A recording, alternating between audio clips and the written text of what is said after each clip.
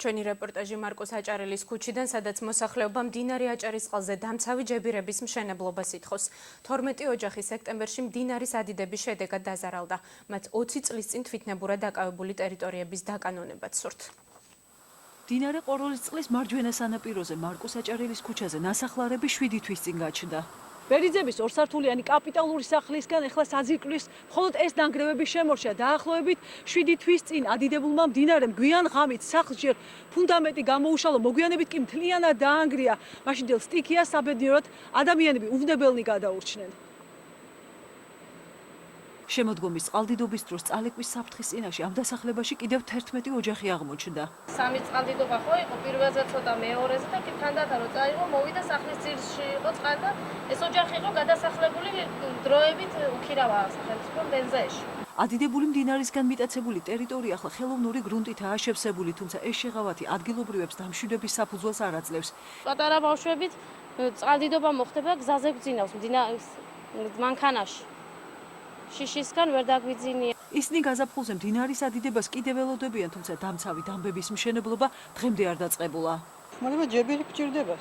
გაწვიმდება, ადიდდება მდინარე და შიშის ქვეშ ყოველთვის. მდინარე ყოროლისწყლის დაზიანებული სანაპიროს გამაგრებაზე საქართველოს გზების დეპარტამენტი იზრუნებს. სამუშაოების დაწყების ვადას უწყებაში ვერ აკონკრეტებენ, რადგან ჯერ არც საპროექტო სამუშაოებია დასრულებული და არც ტენდერია გამოცხადებული. ამჟამად მიმდინარეობს ამ დაზიანებული უბნების პროექტირება, დასრულების ფაზაშია სხვათა შორის. საერთოდ ერთი კვირის 10 დღის პარალელებში უკვე დასრულდება, რის შემდეგაც გამოცხადება ტენდერი აღნიშნული უბნების მშენებლობაზე. მდინარე ყოროლისწყლის სანაპირო ზოლი წლების წინ აგავსაყრელად იყო ქცეული. უსახლკაროდ დარჩენილმა ოჯახებმა აქ დასახლება თვითნებურად 20 წლის წინ დაიწყეს. დაკავებული ტერიტორია მათ დღემდე არ აქვს დაკანონებული. მივმართლით, უთხარით, მერიათი შევიტანით განცხადება. ხო, დაგვირდნენ რომ იქნება ყველაფერიო. დღეს არაფერი არ არის. 12 ოჯახის პრობლემაა, 12 წელია ავცხოვრობ. ჰაერში ვარ ჯერჯერობით, არ ვიცი რა იქნება ჩვენი საქმე.